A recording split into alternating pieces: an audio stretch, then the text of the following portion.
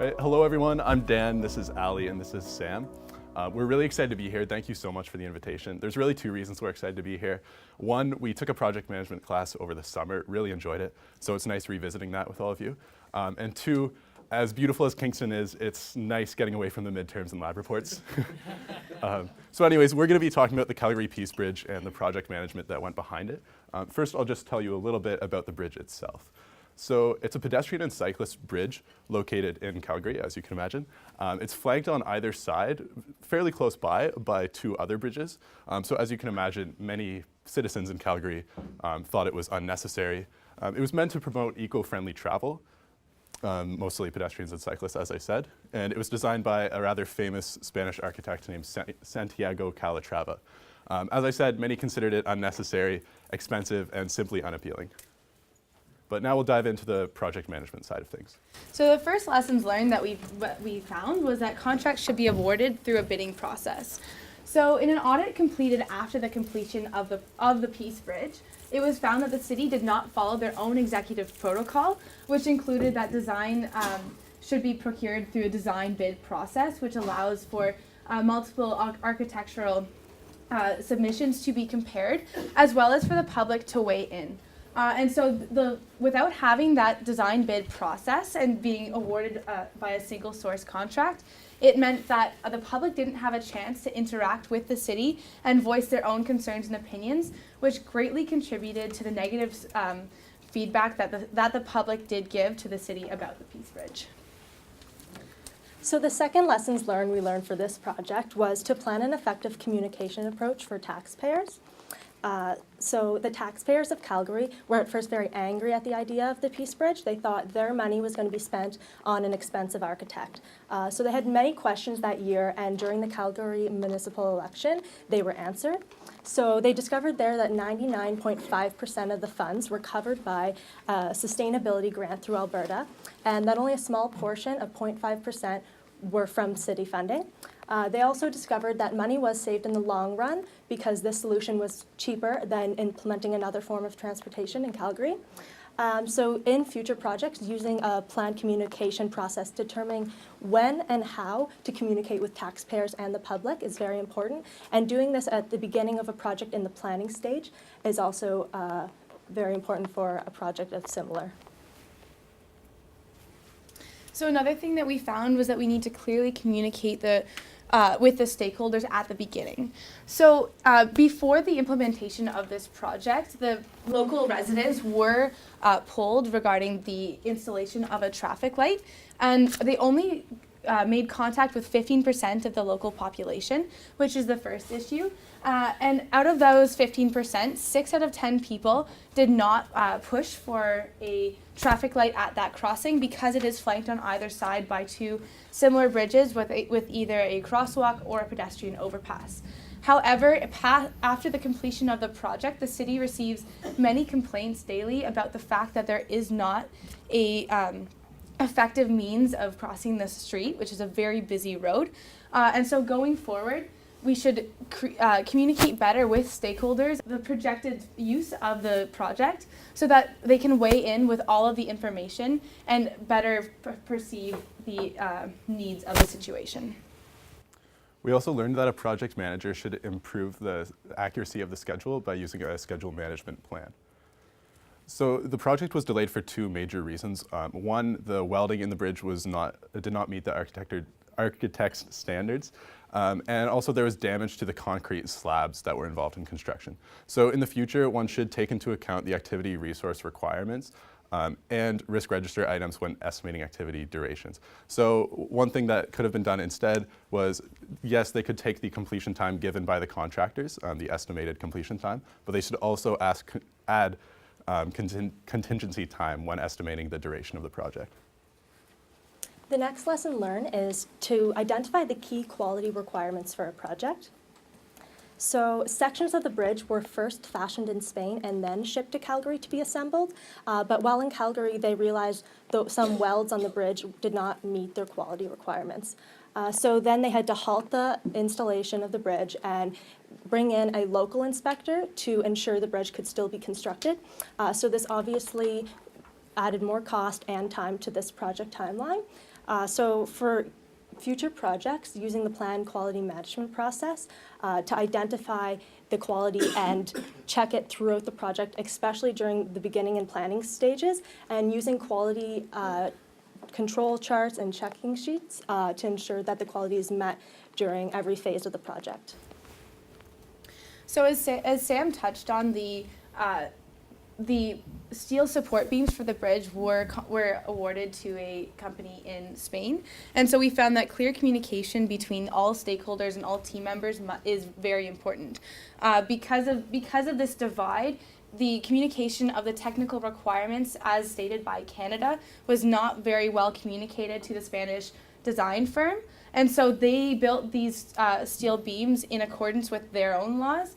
However, once they arrived in Canada, it was found that they did not meet the standards, and so we had to spend 17 months recreating the steel beam so that they fit the requirements. So in future, there should be very clear communication about technical requirements, especially if there is a difference, whether with laws or with specific requirements for a project.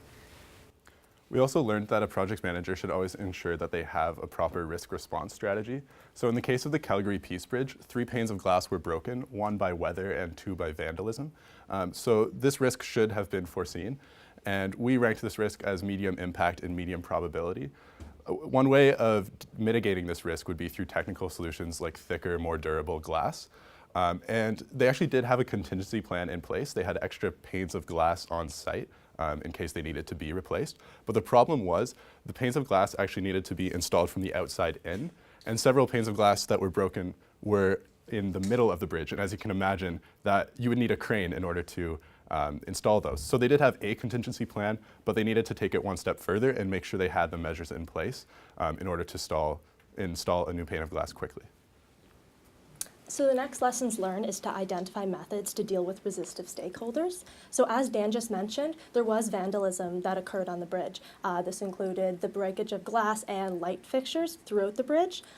So the city discovered this after the vandalism occurred, and they realized there's another type of light fixture which could be used that is more able to have damage without being broken.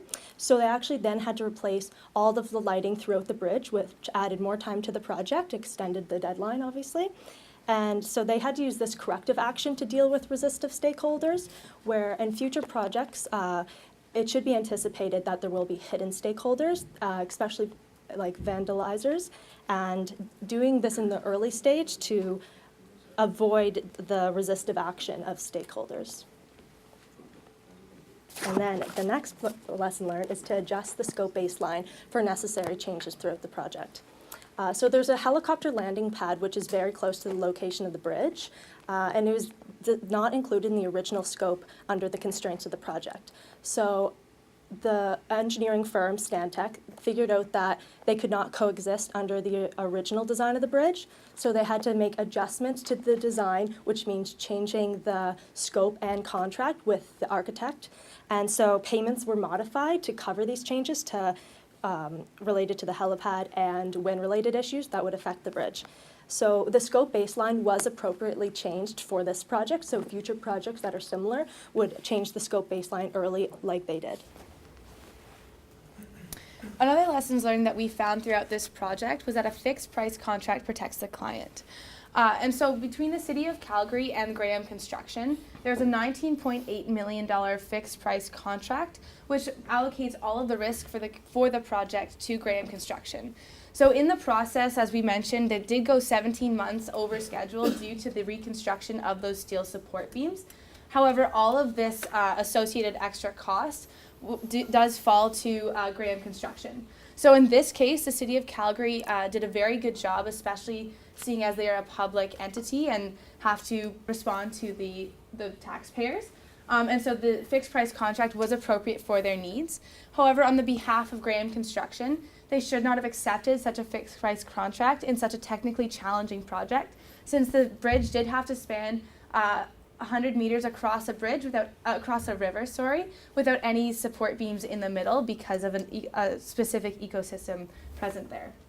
So going forward, Graham Construction should have a much clearer understanding of the technical challenges associated with the project before accepting a fixed price contract. We also learned that a project manager should recognize and plan for the risks that are involved when you deal with outside contractors. So the landscaper went over budget and demanded that the city pay the extra costs of $2 million. But as Ali mentioned, it was a fixed price contract, so the city indeed did not have to pay this. So there was no financial risk here. However, there was a risk of time delay, which did occur. So we ranked this as a low probability, high impact risk. The project was delayed because the contractor wanted to stop working until they reimbursed for these $2 million. And you can mitigate this risk by clearly communicating contractual obligations at the beginning of the project, and then also putting in place a contingency plan in case that risk mitigation is insufficient, such as having a second contractor available to take over the project if need be. So finally, our last lessons learned for this project was that an accurate reserve analysis ensures the project remains aligned with the cost baseline. So throughout the project, $2.98 million was reserved as a contingency plan for this project. And although it went severely over schedule due to the number of different risk management processes in place, such as a fixed price contract, the City of Calgary remained on budget. And this is due very much in part to the fact that they could pretty much cease operations during that 17-month delay, and while the steel beams were being recreated. But it's also due to the fact that they accurately reserved enough funds in order to deal with this kind of risk. And so going forward, that same thing should be done in future because it was as successful as it was. So in conclusion, the Peace Bridge project had a number of issues going through it. However, as seen from the perspective of the city, it is a success. It greatly contributes to the innovative projects that are appearing on the city's skyline as a kind of to counteract the brutalist architecture that is widely present throughout the rest of the city. As much as it was hated in the planning stage, it has now been accepted as part of the Calgary skyline and is very well known. And as you can see here, it is often the focal point for wedding pictures, for graduation photos, and for many other significant events of someone's life. And so, as much as it did have many issues as part of the project, we see this as a very successful project in terms of its design requirements, as it was projected to be used by about 3,000 people a day, and we see 6,000 people using it as a means of connecting the downtown core with the northern residential community. And so for all of these reasons, we see that it is a successful project. We really thank you for having us here today. It was really nice to get out of Kingston, as Dan said, and maybe get out of the rainy weather. We'd love to accept some questions now. Great, thank you, and finished right on time too. Perfect. Okay, like before, we'll take questions from the judges or the audience. Who would like to start? Bud at the back. Do you know whether or not this was a pet political project? There's a lot of thought that it was, and that's part of the reason why the stakeholders weren't communicated with regarding the budget and where the money was coming from. Following that, do you think that had something to do with why there was only one bidder, like Stantec and Calaterra? Yeah, there's a couple of different sources that I found that criticize the mayor who was in charge during the time before Nenshi, during the time that this went through, because he kind of, I don't want to use the word corruption because I'm not certain, but there were some questions about his processes because. I don't want to blame him necessarily, but he didn't follow any of the processes in place, as was shown in an audit done after the completion of the project, and that negatively impacted the reception of the project. And who was the project manager? Was it Graham? No, Samantha? it was a City of Calgary project manager under the section of Oh, you bridges. didn't even mention that. Her name is Jadwina Khan, I believe. But so she was the project manager according to the city's perspective, Yeah. although the construction of the project was solely from the Graham Construction. So it was unclear the links of communication between the three stakeholders, and so it was very difficult to tell who was responsible for the issues in a lot of ways. Okay, thank you. Yeah, we Sorry. We wanted to avoid kind of mentioning the name of the project managers, just to avoid like singling them out. And Yeah. So this woman at the front? Yeah, I just had one question. So you mentioned a few things that kind of fell through the cracks, like quality and communications and risk and procurement. But I'm just wondering, from your perspective, if you were to be at the project management team for this particular project, which one do you think was the most problematic, and what are 3 steps that you would take to mitigate those issues in the future? In my opinion, since I did a lot of the research on the communication, I think that, although it may be based on them, might be something else, but, and also based on like kind of your question of the politics, they almost kind of used politics to, they wanted that because it was during the election, they wanted to use the bridge as a way, you know, to get more votes. So they waited till very, like, last minute, people were angry, they had questions, and then they were answered, and then they weren't angry, because if they answered that earlier, it would have been fine. So using other communication methods early, I think would have been like, make this project look a lot more successful in the beginning. And in my opinion, the best room for improvement, or the greatest room for improvement, was in the risk management. As we said, it went hugely over time.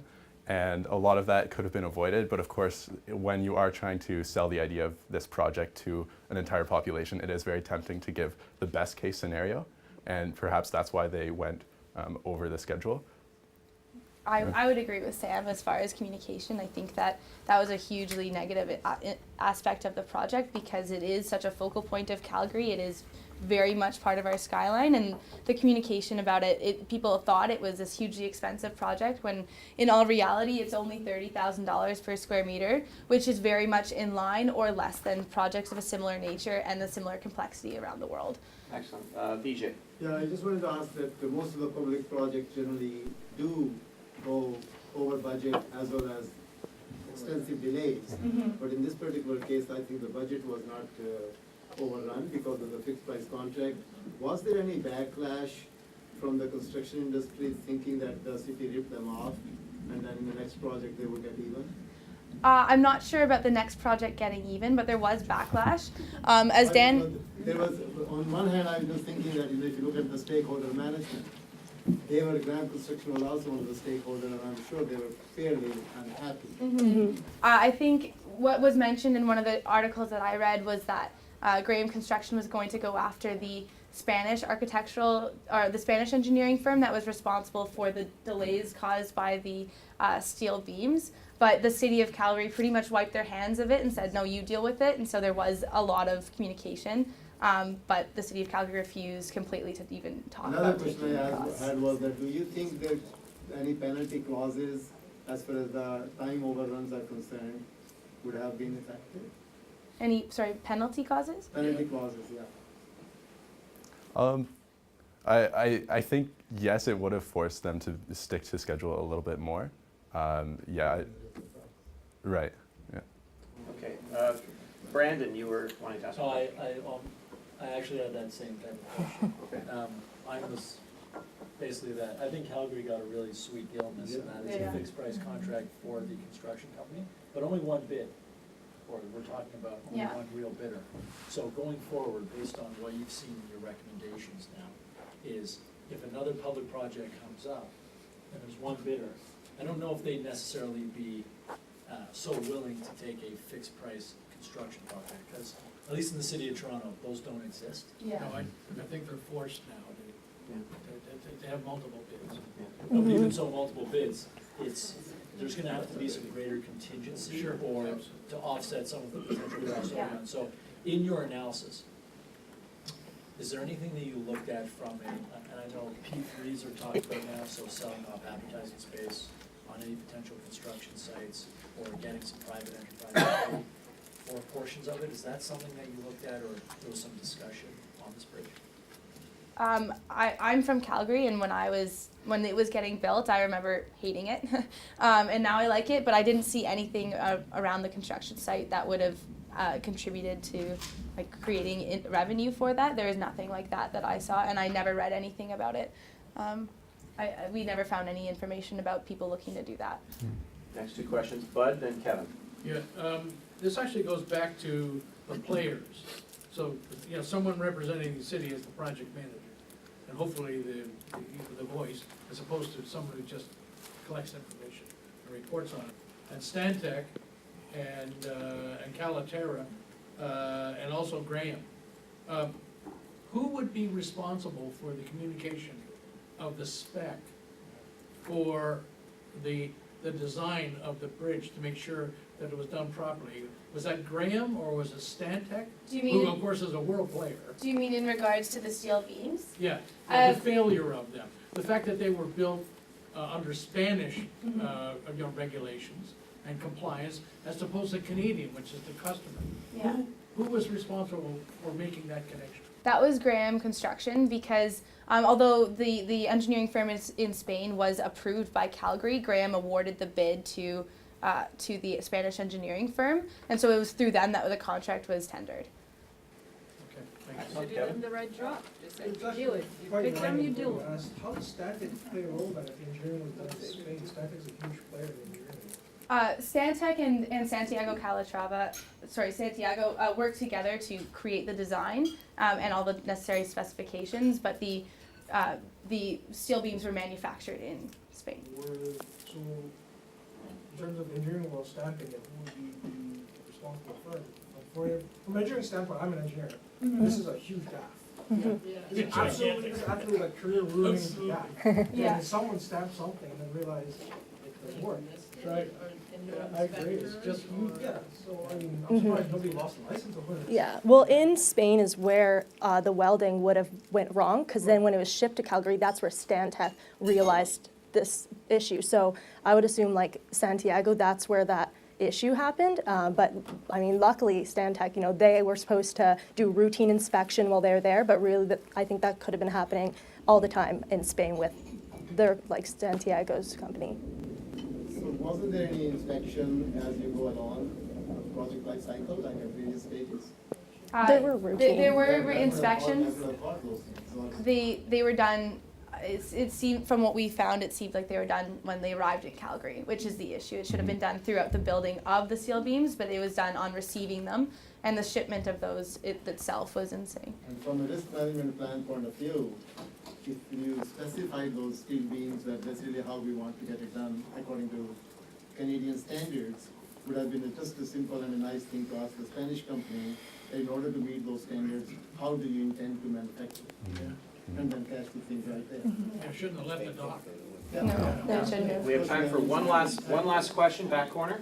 Having mentioned all the issues that you said that appeared about traffic, crossing roads, and communication with the public, having seen that the project ran over time but under budget, what would you say public satisfaction, the customer, the end user, customer satisfaction was, and what would be the likability of approval, since there was so much backlash and request for public feedback before the construction?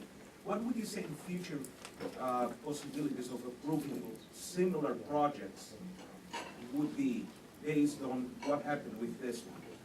Do you mean public approval The of? public, what would you say the chances of the public lashing back at the next project would be? If I think- Calgary were to take some other similar project. I think it'd be very, very high that the public would react negatively to it, because as a resident in the city of Calgary, I didn't know that the project came in under budget until I did the research for this project. I just assumed it was hugely over budget, as it was also over schedule. And although I appreciated the aspect that it brought to the Calgary skyline and the innovative design that it was not clearly communicated to the city that it was a successful project in some respects. And so going forward, there's still a lot of negative feelings associated with the way the project was run and the way the cost management occurred. And so I believe that the city of Calgary would be very negatively, would have very low approval ratings of any projects going forward. Thank you very much. You guys did a great job.